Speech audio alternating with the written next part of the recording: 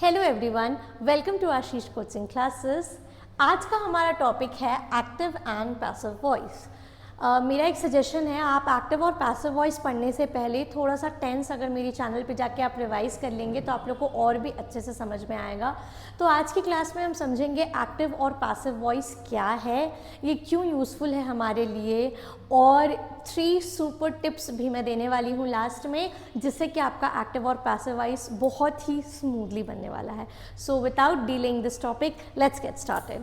So active and passive voice है हमारा आज का टॉपिक, और इसमें जो हम सबसे पहले देखेंगे वो है वॉइस। हम समझेंगे कि वॉइस क्या होता है। ठीक है, voice, the voice of a verb is the verb that expresses whether the subject in the sentence has performed or received the action।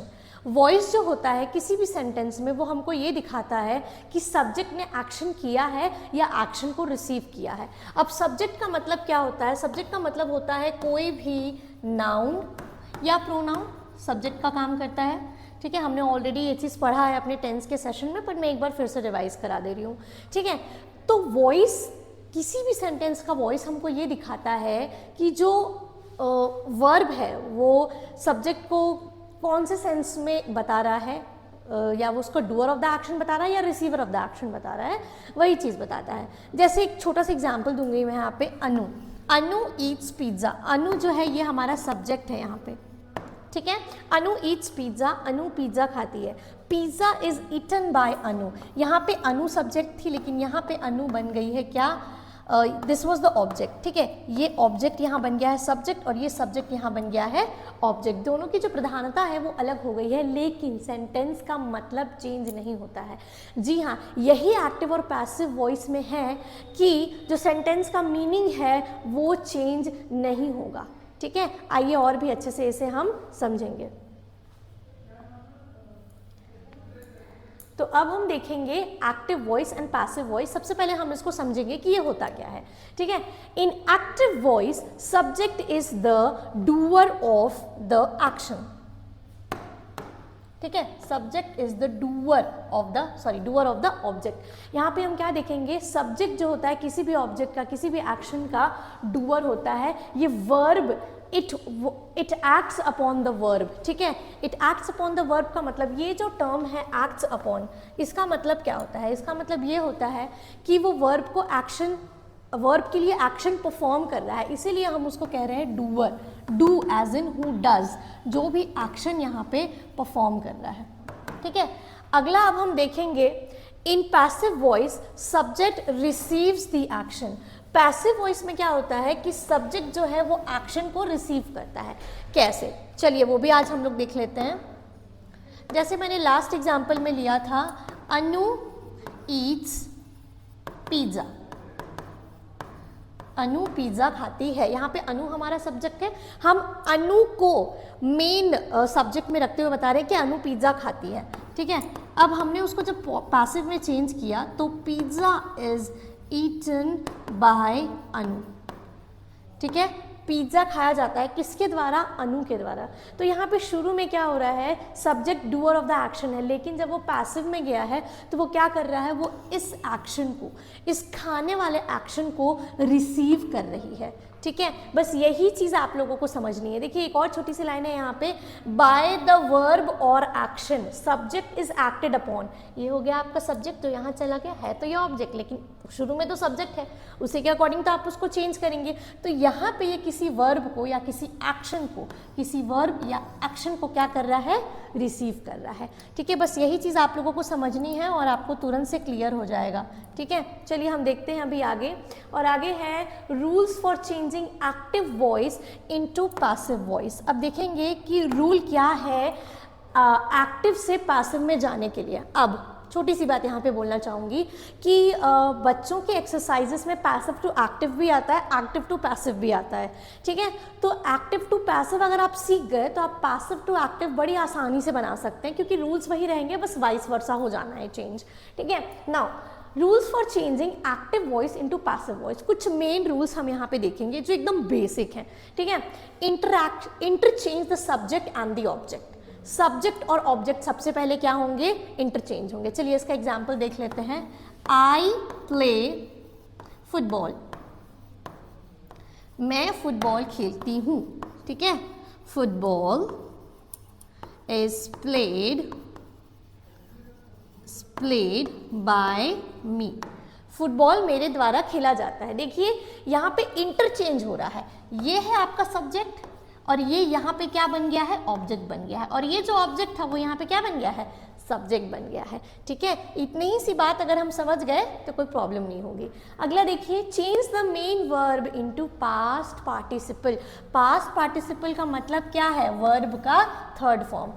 हमेशा जब भी आप एक्टिव से पैसिव चेंज करेंगे, जब भी आप एक्टिव से पैसिव चेंज करेंगे तो आपका जो मेन वर्ब है वो वर्ब के थर्ड फॉर्म में चेंज हो जाएगा। आगे हम एग्जांपल्स में और अच्छे से समझेंगे। अगला क्या बोल रहा है, ये तो डन। अगला, don't forget to use the preposition by. By preposition को यूज करना ना भूलें। जो भी आप एक्शन को जब आप यूज करेंगे, जब एक्शन किसी के द्वारा किया जाएगा, जब जैसे देखिए एक एग्जाम्पल देती हूँ मैं, ठीक है, ठीक है। जॉय ईट्स फ्रूट, कोई भी फ्रूट हो सकता है, ठीक है। तो fruit is eaten by Joy, fruit खाया गया किसके द्वारा, जॉय के द्वारा। तो ये जो द्वारा वाला वर्ड है, ये बाय वर्ड है, ये लगेगा ही लगेगा जब भी आप एक्टिव से पैसिव चेंज करेंगे। In that case change pronouns accordingly. अब क्या बोल रही हूँ मैं कि आपको प्रोनाउंस को अकॉर्डिंगली चेंज करना है। अकॉर्डिंगली मतलब कैसे, चलिए वो भी मैं बताती हूँ, ठीक है। ये देखिए, हाउ टू चेंज प्रोनाउंस, ठीक है। इसका भी हम एग्जाम्पल लेते हुए चलेंगे, ठीक है। आई प्रोनाउन जो है वो मी में चेंज होगा, वी होगा अस में चेंज, दे देम में, ही हिम में, शी हर में, और इट यू जो है वो सेम ही रहेगा। चलिए इसका एक छोटा सा उदाहरण लेते हैं, ठीक है। दे ऑर्गेनाइज्ड द पार्टी, उन्होंने पार्टी ऑर्गेनाइज की थी, ठीक है, क्योंकि ये सिंपल पास्ट टेंस में है, ठीक है। तो अब इसको हम कैसे चेंज करेंगे, the party was organized by them। अब आप पूछेंगे कि आपने तो कहा था कि सब्जेक्ट और ऑब्जेक्ट जो है इंटरचेंज होगा, आप तो यहाँ पे चेंज कर दे रही हैं। क्योंकि दे वर्ड जब ऑब्जेक्ट के जैसे यूज होता है किसी भी सेंटेंस में, ये बेसिक नॉलेज है, तो आप दे नहीं लगा सकते, फिर आपको क्या यूज करना पड़ता है, देम यूज करना पड़ता है। तो ये कुछ चीजें ध्यान रखिएगा, बाकी ये तो आई गेस बन ही जाएगा क्योंकि बहुत सिंपल है, ठीक है। नाउ अगला स्लाइड देखते हैं जो है rules for change of tenses. Now यहाँ पे थोड़ा सा ध्यान देने की ज़रूरत है, ठीक है। क्यों बता रही हूँ मैं, रेड यूज़ कर लेते हैं, चलिए, ठीक है। Rules for change of tense. अब हम देखेंगे कि टेंस कैसे चेंज करना है। अभी आपने देखा पिछले कुछ स्लाइड्स में जब मैं समझा रही थी तो मैंने एग्जाम्पल्स दिया और मैं बहुत इजीली चेंज कर पा रही थी। वो मैं इसलिए नहीं क्योंकि मैं मैजिशियन हूँ, ऐसा नहीं है। हमको रूल्स हमारे माइंड में बैठ जाती हैं पढ़ाते पढ़ाते, ठीक है। तो वो रूल्स अभी आपको भी समझ में आ जाएंगे। आप एक बार टेंस रिवाइज कर लीजिए। देखिए एक छोटी सी चीज़ बता रही हूँ, टेंस में तो फिर भी 12 रूल्स याद करने पड़ते हैं, लेकिन एक्टिव पैसिव में ऐसा नहीं होता है। आपको मैक्सिमम 7 या 8 रूल्स याद करने पड़ते हैं, you are good to go, ठीक है। चलिए शुरू करते हैं। सबसे पहला रूल हम देखेंगे सिंपल प्रेजेंट टेंस का। जब भी कोई सेंटेंस सिंपल प्रेजेंट टेंस में होगा तो उसको आप पैसिव में कैसे चेंज करेंगे, ठीक है। तो मैंने यहाँ एक ही सेंटेंस लिया है एग्जाम्पल के लिए, और हर टेंस में मैंने वही एग्जाम्पल लिया ताकि आपकी ईजी अंडरस्टैंडिंग आपको थोड़ा ईजी पड़े, ठीक है। चलिए, जैसे इसका जो रूल है टेंस का वो ये कहता है कि subject verb first form, he she it है एस प्लस ऑब्जेक्ट। यहाँ पे क्या हो जाएगा देखेंगे, सैम राइट्स अ लेटर, ये सिंपल प्रेजेंट टेंस में है, ठीक है। तो सबसे पहले देखिए ऑब्जेक्ट पहले आ जाएगा। ऑब्जेक्ट यहाँ क्या है, अ लेटर, अ लेटर। एक चीज़ एकदम माइंड में रखिएगा, अगर यहाँ द लेटर होता तो द लेटर आता, अ लेटर होता तो अ लेटर आएगा, और लेटर होता तो सिर्फ लेटर आएगा। वहाँ पे आप अपने से द एन नहीं लगा सकते, ठीक है। अ लेटर, अब देखिए is am are, a letter के साथ तो इज ही जाएगा, तो हमने ले लिया इज। वर्ब का थर्ड फॉर्म मैंने बताया था ना, जब भी पैसिव में चेंज करेंगे वर्ब का थर्ड फॉर्म आएगा। थर्ड फॉर्म ले लिया आपने, बाय तो लगेगा ही, प्लस सब्जेक्ट जो है वो आ गया। सब्जेक्ट क्या था हमारा, सैम था, तो सैम आ गया। वेरी सिंपल टू अंडरस्टैंड, ठीक है। चलिए अगला देखते हैं present continuous tense. Present continuous tense में क्या लगता है, इज एम आर लगता है, वर्ब का आईएनजी फॉर्म लगता है, वेरी सिंपल। अब देखेंगे उसको चेंज कैसे होगा। देखिए यहाँ भी इज एम आर लग रहा है, यहाँ भी इज एम आर लग रहा है। एक छोटी सी चीज़ बताऊँ, यहाँ पे कहीं भी जब आईएनजी फॉर्म लगता है ना और पैसिव में चेंज होता है तो क्या लग जाता है, बीइंग लग जाता है। क्या लग जाता है, बीइंग लग जाता है। Sam is writing a letter हो गया, इज बीइंग, देखिए रूल में बीइंग है, बीइंग रिटन, वर्ब का थर्ड फॉर्म यहाँ भी लगेगा, बाय सैम। अब ये मैं डाउट यहाँ पे क्लियर कर रही हूँ, बहुत सारे बच्चों को लगता है, बहुत सारे बच्चे पूछते भी हैं कि मिस जब आप टेंस पढ़ाते हैं तब आप हमसे बोलते हैं कि वर्ब का ये फॉर्म लगाओ, वो फॉर्म लगाओ, इसके साथ ये लगाओ, लेकिन यहाँ पे आप क्या कर रहे हैं, यहाँ पे आप बीइंग के साथ वर्ब का थर्ड फॉर्म लगा दे रहे हैं। तो पैसिव में ही ऐसा होता है सिर्फ, ये चीज़ अब आप माइंड में बिठा लीजिए, ठीक है ना। चलिए ये तो आई गेस क्लियर हो गया होगा आपको। चलिए अब शुरू करते हैं अगला स्लाइड जो है प्रेजेंट परफेक्ट टेंस के बारे में, ठीक है। सिंपल प्रेजेंट देख लिया, प्रेजेंट कंटिन्यूअस देख लिया, अब हम देखेंगे प्रेजेंट परफेक्ट टेंस। चलिए प्रेजेंट परफेक्ट टेंस में हम देखेंगे, हाँ सब्जेक्ट प्लस हैज हैव लगता है, वर्ब का थर्ड फॉर्म लगता है, ऑब्जेक्ट लगता है, ठीक है। Sam has written a letter, ठीक, अ लेटर हैज हैव, अगर हैज हैव रहेगा एक्टिव में तो पैसिव में क्या ऐड हो जाता है, बीन ऐड हो जाता है। क्या ऐड हो जाता है, बीन ऐड हो जाता है, ठीक है। तो a letter has been, verb का third form written by Som. अच्छा वो सैम था, मैंने उसको सोम कर दिया, so sorry for that, okay. अगला सिंपल पास्ट टेंस, अब ध्यान दीजिएगा, प्रेजेंट परफेक्ट कंटिन्यूअस टेंस। अब आप सोचेंगे कि ये इन्होंने मिस क्यों कर दिया, इसीलिए क्योंकि इसका पैसिव जनरली बच्चों को नहीं पढ़ाया जाता है या नहीं ही पढ़ाया जाता है, बिकॉज बहुत कॉम्प्लेक्सिटी आ जाती है जब आप इसको पैसिव में चेंज करते हैं तो, ठीक है। इसलिए हम डायरेक्टली आते हैं सिंपल पास्ट टेंस में। सिंपल पास्ट टेंस में जैसे कि आप जानते हैं सब्जेक्ट के साथ वर्ब का सेकेंड फॉर्म यूज होता है, ठीक है, तो रोट अ लेटर हो जाएगा। अब यहाँ पे ध्यान दीजिएगा, प्रेजेंट सिंपल प्रेजेंट टेंस में हम इज एम आर लगाते थे, यहाँ हम लगाएंगे वॉज एंड वो, ठीक है। और लेटर के साथ तो वॉज ही लगेगा क्योंकि सिंगुलर है, was written, again third form of verb by Som और Sam, okay. The next one is past continuous tense, was verb के साथ वर्ब का आईएनजी। जहां भी वर्ब का आईएनजी लगता है वहां क्या होता है, बीइंग ऐड हो जाता है। वेरी गुड, आई होप आपने मन ही मन आंसर किया होगा, ठीक है। Som was writing a letter, ये जो सोम और सैम का कंफ्यूजन है, it's getting a bit you know. चलिए, Som was writing a letter, a letter was being, again क्योंकि यहाँ पे फोर्थ फॉर्म था आईएनजी तो बीइंग लग जाएगा plus third form of verb and then the subject by Som, okay. Coming to past perfect tense, subject plus had. मैंने क्या बताया था लास्ट स्लाइड में, हैज रहेगा, हैव रहेगा, अब ऐड कर रही हूँ हैड रहेगा, तो यहाँ पे क्या लग जाता है, बीन लग जाता है। क्या लग जाता है, बीन लग जाता है। देखिए सोम हैज रिटन अ लेटर, ठीक है, had third form of verb, this is एकदम विजिबली है, विजिबली पास्ट परफेक्ट टेंस में है। अगला देखेंगे ऑब्जेक्ट, अ लेटर ऑब्जेक्ट है हमारा, हैड के साथ लग जाएगा been, third form of verb written by Som, ठीक है। चलिए अब देखेंगे हम अगला स्लाइड जो है सिंपल फ्यूचर टेंस का। पास्ट परफेक्ट कंटिन्यूअस टेंस का भी नहीं बनेगा पासिव, ओके। अब देखते हैं simple future tense. Simple future tense में विल लगता है, ठीक है, जी हाँ, इसमें लगेगा विल और विल के साथ लगेगा वर्ब का फर्स्ट फॉर्म, ठीक। Som will write a letter, okay. A letter will be, will तो है, यहाँ पे एक चीज ऐड हो जाएगी जो क्या है, बी है, और थर्ड फॉर्म ऑफ वर्ब तो रहेगा ही रहेगा, ठीक है। A letter will be written by Som. Next future perfect tense. अब आप पूछेंगे कि मैम फ्यूचर कंटिन्यूअस का कहाँ है, तो मैं बता दूं फ्यूचर कंटिन्यूअस का भी नहीं बनता है passive voice, okay. Future perfect tense में क्या होगा, सब्जेक्ट प्लस विल हैव लगता है, वर्ब का थर्ड फॉर्म लगता है, सबको मालूम है।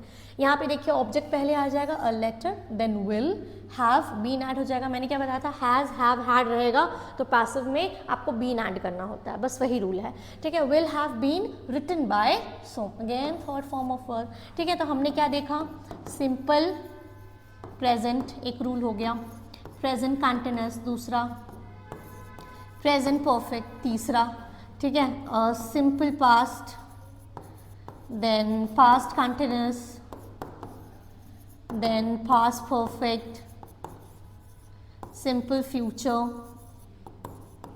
एंड फ्यूचर परफेक्ट, ठीक है, 1 2 3 4 5 6 7, ओनली 7 रूल्स टू गो। मैंने बोला था ना बहुत ज़्यादा याद नहीं करना पड़ेगा, तो टेंशन लेने का ज़रूरत नहीं है। Okay, now coming to the next one, that is, हाँ अब आ गए हैं हमारे 3 सुपर टिप्स में कि ये जो सुपर टिप्स हैं वो क्या हैं। ठीक है, ये कौन से सुपर टिप्स की मैं बात कर रही हूँ उसके बारे में देखेंगे। Always use past participle form of verb, that is third form of verb in passive voice. हमेशा हमेशा पैसिव वॉइस में आपको क्या यूज करना है, हमेशा वर्ब का थर्ड फॉर्म ही यूज करना है। ये एक टिप है। दूसरा टिप क्या है, if there is ING form of verb in active voice, अगर एक्टिव वॉइस पे आईएनजी फॉर्म लग रहा है तो पैसिव वॉइस में क्या ऐड हो जाता है, बीइंग ऐड हो जाता है। अगला देखेंगे, अगला नियम, ये मैं अलग अलग रंग इसीलिए इस्तेमाल कर रही हूँ ताकि आपको पढ़ने में थोड़ा मजा आए। ठीक है, if there is has, have और हैड इन एक्टिव वॉइस, अगर ये 3 चीजें हैं तो क्या ऐड हो जाएगा पैसिव वॉइस में, बीन। ठीक है, ये रूल मैं पहले भी स्लाइड से बता चुकी हूँ, पर ये सुपर टिप्स की तरह पे इसलिए दे रही हूँ कि अगर ये 3 चीज़ आपके माइंड में एकदम एक्टिव रहेंगी while changing from active to passive, तो बहुत ज़्यादा हेल्प मिलती है। ये मैंने बाकी बच्चों से भी शेयर किया and trust me this is really very helpful. ठीक है, तो ये तो हो गया, इसको हम कर देते हैं रब। ओके, चलिए अब देखते हैं आगे, एग्जाम्पल्स में आ जाते हैं, थोड़ा सा एग्जाम्पल सॉल्व कर लेते हैं, ज़्यादा अच्छे से क्लियर हो जाएगा। ठीक है, यहाँ से विजिबल हो जाएगा। Okay, thank you. इसको एडिट कर देना।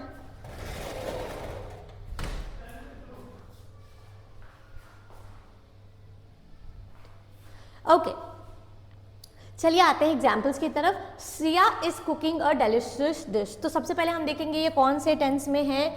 ये है आपका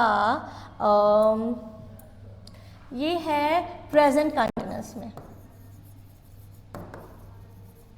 ठीक, ये है प्रेजेंट कंटिन्यूअस टेंस में। अब इसको हम कैसे चेंज करेंगे, सबसे पहले तो ऑब्जेक्ट लिखेंगे, अ delicious dish is being cooked by Siya.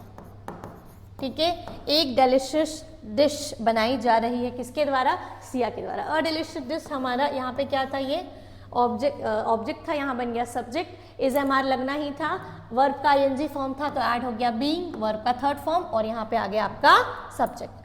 Quite easy, right. चलिए coming to the next one, she has delivered a parcel. उसने एक पार्सल डिलीवर किया है। ठीक है, ये कौन सा टेंस है बताइए, प्रेजेंट परफेक्ट है। ओके, अ पार्सल, अब हैज है तो क्या लग जाएगा, बीन ऐड हो जाएगा। Has been delivered